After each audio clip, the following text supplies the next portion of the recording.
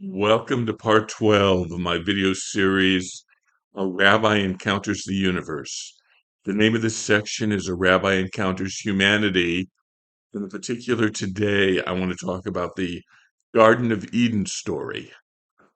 Just to review what we did in the last video, I spoke about humanity and I spoke about what I often call the anti-natalist movement, which is very popular today. The anti-natalist movement says it would be better if humans had never been created.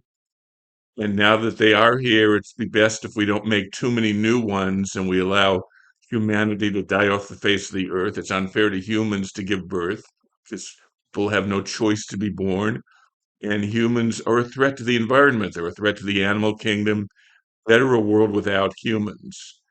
And my reaction to that was the book by Abraham Joshua Heschel, God in Search of Man.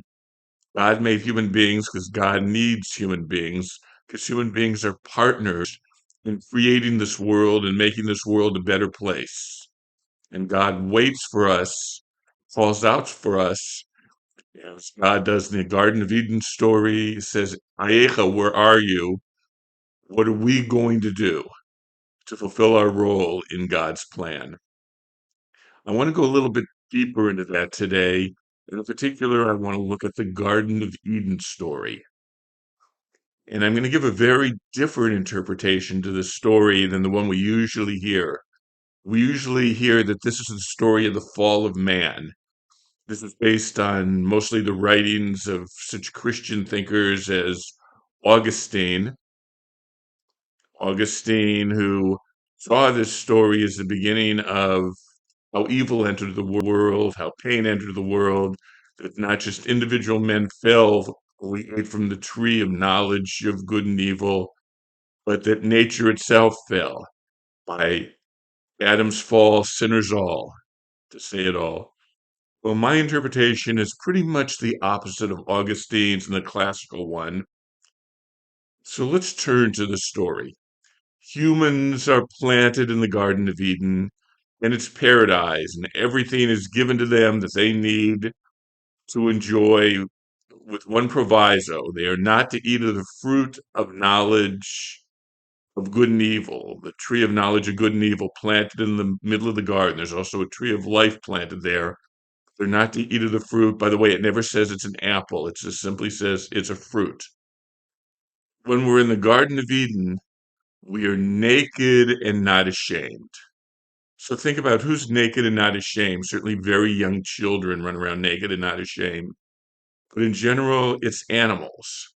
This is the story of humanity in our more animal-like state, in an earlier stage of evolution before humans evolved. And yes, I do believe in evolution. But of course, you all know the story. God said not to eat the fruit of the tree of knowledge of good and evil. In animals, if you plant a dog biscuit in front of a dog and tell the dog, don't eat the dog biscuit, we all know what the dog's going to do. Animals have appetites and they're going to do what they're going to do. And I think that God was not at all surprised when humanity ate from the fruit. But according to the story, the snake, the serpent, which we can identify with our inclination, kind of coiled up inside us. The inner inclination, the woman ate from the fruit, and then the woman gave it to the man, and the man ate from the fruit, Eve ate, and then Adam ate. And God calls out, where are you? Did you know you were naked? And for the first time, Adam and Eve realized they're naked. They covered themselves with leaves to cover their nakedness. And so God punishes them, and God tells the man that by the sweat of your brow will you feed yourself, that now, as human beings, we need to work for our food. It's not like the animal kingdom that could forage and get what it needs to survive to eat. If we eat grain, pure grain is not edible. We have to make it into bread. And if we eat the flesh of animals, which we are permitted to do, at least later on we will be permitted to do, we can't just eat those animals. They have to be properly prepared and cooked. It's going to be a lot of work to feed ourselves. But the other punishment is the woman is punished and told, with pain will you bring forth children. Why do humans bring forth children with pain? Well, humans have a much bigger head because we have a lot to learn, a lot of culture to learn, and for that big head to fit through the birth canal is painful, is dangerous, and that's why human babies are born, in all honesty, so early. There's a lot of growing up that they need to do and a lot that they need to learn culturally after they're born. But the birth is dangerous. But I think what really happened in this story is that human beings entered a new stage, and we could call it, if you're going to believe in evolution, the leap from being mere animal-like to a higher stage that knows that they're naked, a higher stage that they now have freedom to choose between good and evil. They don't simply follow their appetites. And as I said, they had covered themselves with leaves to cover their nakedness, and God now gave them animal skins. Until now, we were animals, and animals were our cousins. Now we reached a higher stage than mere animals. I see this whole story as a mythological way to understand evolution, how humans evolved from mere members of the animal kingdom to something more. And that's one of the key ideas, that humans are something more than mere animals. Yes, we are animals. Yes, we share most of our genetic material with animals. Yes, we live and die like animals, and we eat and we procreate and we do everything else that animals do. We have something else that animals don't have.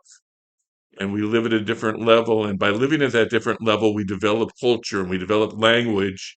And by living at a different level, we're now able to be God's partners in perfecting the world, and that's why God needs us. So once again, I don't see the entire story of the Garden of Eden as the fall of man, as it's been traditionally understood. I look at it in the exact opposite way. I see the entire story of the Garden Eden as the rising up of man, as the evolution of man. By man, I don't mean male, I mean humanity. The rising of humanity to reach another level, to reach the level where we can now be partners with God. We could choose good and evil. We could perfect this world, or sad to say, we could destroy this world. And we human beings have done both over the generations. And I look at the story in a very, very positive way. We needed to eat of the fruit of the tree of knowledge of good and evil. And because we needed to eat of it, we needed to reach another level as humans. And of course, there is a second tree there, the tree of life. And if we did eat of the tree of life, we would live forever. We would be as gods. And God does not want us to be as gods. Nietzsche, by the way, wanted us to be as gods. He thought God was dead and we should become an Ubermensch, a Superman or a Superwoman, and you shall be as gods. That was Nietzsche's entire approach. But God prevented us from eating of the tree of life, of being as gods. God put a limit to how long we live on this earth. And there's much that one could say about that, but I think what that does do is put a time limit. If we're going to be God's partners in perfecting this world as a kingdom of God, we only have so much time to do it, and the work is set out for us. God put us in that garden. We were animal-like, we were naked and not ashamed.